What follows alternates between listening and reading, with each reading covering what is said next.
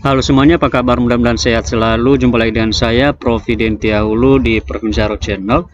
Di video kali ini teman-teman, kita akan menyampaikan informasi terkait dengan regulasi kelulusan P3K tahun 2024, di mana ada beberapa pengumuman yang sudah keluar dan ternyata terdapat juga beberapa pelamar yang memiliki nilai rendah atau nilai paling kecil di antara jumlah pelamar itu bisa lulus di formasi P3K tahun 2024. Nah, jadi seperti apakah sebenarnya regulasinya teman-teman? Silahkan simak video berikut ini sampai selesai. Jangan lupa like, subscribe dan nyalakan loncengnya karena itu semua adalah gratis dan gak berbayar.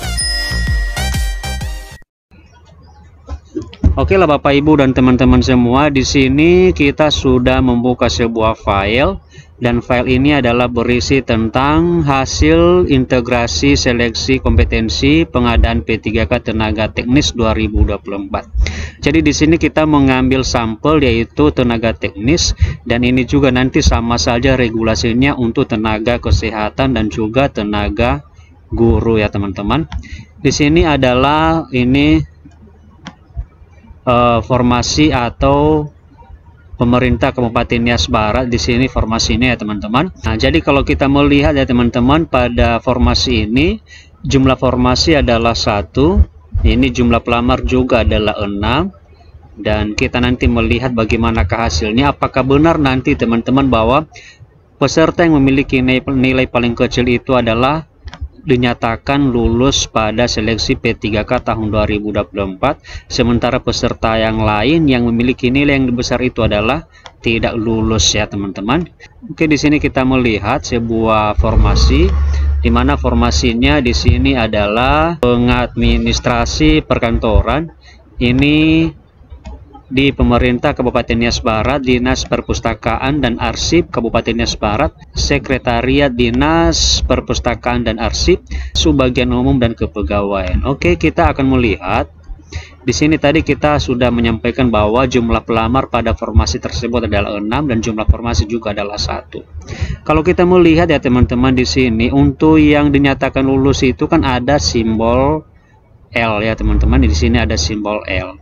Jadi kalau kita melihat dari ke-6 pelamar ini, ternyata yang mendapatkan simbol L itu adalah hanya 1 orang ya teman-teman. Di sini nilainya adalah 279. Ini ya. Kalau kita mulai dari sini adalah termasuk nilai paling kecil ya teman-teman, 279. Sementara di urutan kedua itu ada nilainya 415. Kemudian di sini juga urutan ketiga nilainya adalah 419 juga. Kemudian di sini urutan keempat 324, urutan kelima 322, dan urutan keenam adalah 260. Nah, kalau kita melihat ya teman-teman, di yang memiliki nilai paling tinggi ini sebenarnya adalah 415. Di sini dia tidak dinyatakan lulus atau tidak bisa mengisi formasi. Buktinya adalah dia tidak mendapatkan simbol L, tapi dia hanya mendapatkan ini simbol yaitu R3, atau dia hanya mendapatkan kode R3. Ini juga R3, R3, R3, R3. Sementara tadi untuk pelamar yang lulus ini dia mendapatkan kode yaitu R2L. Jadi yang bisa lulus di sini adalah hanya yang ini yang mendapatkan kode R2L. Nah, jadi kok bisa seperti itu ya teman-teman? Apakah ini memang sesuatu hal yang tidak adil untuk formasi P3K 2024? Kenapa bisa sampai yang nilainya itu paling kecil 279 itu justru itu yang dinyatakan lulus, sementara yang memiliki nilai 415 itu adalah tidak lulus pada seleksi P3K tahun 2024? Oke, jadi di sini saya jelaskan sebenarnya itu adalah bukan karena tidak adil ya teman-teman, tetapi di sini adalah seperti itu regulasi terbaru dari pemerintah. Nah, di sini saya akan menjelaskan sedikit mengenai urutan kelulusan untuk P3K 2024, sehingga nanti di sini ada kemungkinan ya nilai yang paling kecil itu bisa lulus dan nilai paling besar itu adalah tidak lulus. Oke, di sini kita melihat ya teman-teman, pada keputusan Menteri Pendayagunaan Aparatur Negara dan Reformasi Birokrasi Republik Indonesia nomor 348 tahun 2024 Ini tentang mekanisme seleksi pegawai pemerintah dengan perjanjian kerja untuk jabatan fungsional guru di instansi daerah tahun anggaran 2024. Jadi ini adalah jabatan fungsional guru, tetapi sebenarnya adalah berlaku untuk semua formasi atau untuk semua jabatan ya teman-teman. Sekarang kita langsung pada peraturan yang ke-30, karena itu adalah membahas mengenai urutan kelulusan untuk P3K tahun 2024. Kita langsung kepada keputusan ke-30 ya teman-teman. Nah, ini dia ke-30. Urutan kelulusan bagi pelamar. Ini pelamar prioritas sebagaimana dimaksud pada Diktum ke-29 huruf A, berlaku ketentuan sebagai berikut. Jadi di sini kita bisa melihat ini alasan sebenarnya kenapa nilai paling kecil tersebut tadi yang kita sampaikan itu adalah bisa lulus.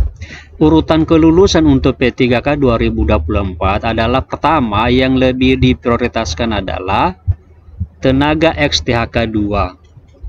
Kemudian baru nanti kalau masih ada yang kosong baru diisi oleh tenaga non ASN. Ini bukan hanya untuk guru ya teman-teman, tetapi di sini tadi saya mengambil sampel saja untuk guru. Kemudian kalau masih ada lagi formasi yang kosong untuk guru ini ya, kalau misalnya dia guru maka diberikan kepada lulusan PPG, baru nanti kemudian pada guru swasta. Begitu juga dengan tenaga teknis dan juga tenaga kesehatan. Kalau misalnya ada THK 2 baru itu lebih diutamakan walaupun nilainya paling kecil. Oke ya, jelas ya teman-teman, walaupun nilainya paling kecil tetapi itu nanti lebih diutamakan untuk bisa lulus. Kita kembali pada pengumuman tadi. Di sini ada tadi perbedaan kode. Ini ada R2 sementara ini ada R3, R3, R3.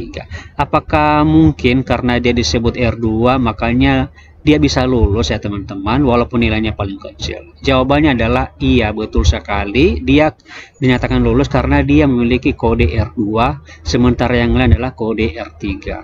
Nah, sekarang pertanyaannya apa sih maksudnya R2 dan R3 ini? Kenapa R2 itu lebih diutamakan untuk bisa lolos daripada R3 sementara nilainya lebih tinggi daripada R2? Nah, sekarang kita masuk pada ini bagian paling atas mengenai arti dari beberapa kode yang sudah disampaikan.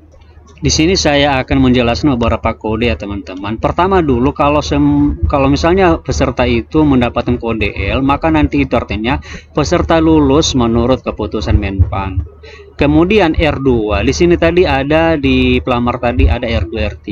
Kalau dia R2 itu artinya peserta tersebut adalah THK 2 yang sudah kita sebutkan tadi mengenai di sini ya urutan tadi THK 2. Jadi kalau dia R2 itu berarti itu artinya pelamar tersebut adalah peserta XTHK 2. Sementara kalau dia R3 artinya pelamar tersebut adalah peserta non ASN yang sudah terdaftar di database BKN.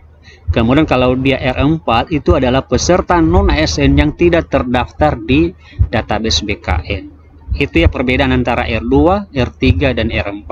Jadi yang lebih diutamakan misalnya dalam satu formasi itu ada pelamar R2, R3, R4, maka ini yang lebih diutamakan untuk lulus adalah R2 walaupun sebenarnya nilainya itu paling kecil di antara yang ketiga peserta ini.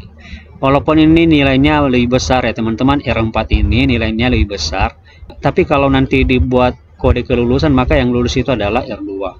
Nah, jadi itu ya teman-teman alasan kenapa yang memiliki nilai kecil itu lulus sementara yang memiliki nilai besar adalah tidak lulus. Itu adalah dipengaruhi oleh urutan kelulusan tadi. Jadi di sini saya mengucapkan selamat kepada peserta prioritas misalnya XTHK 2 karena itu adalah lebih diutamakan untuk bisa lulus walaupun nilai teman-teman itu adalah sangat kecil.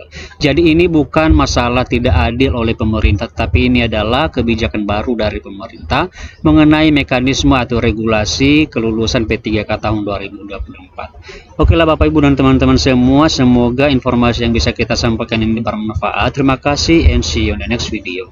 So high, I'm hypnotized. What's up is down, what's left is right. Chasing stars and holding you. I can't see the end, but we'll see it through.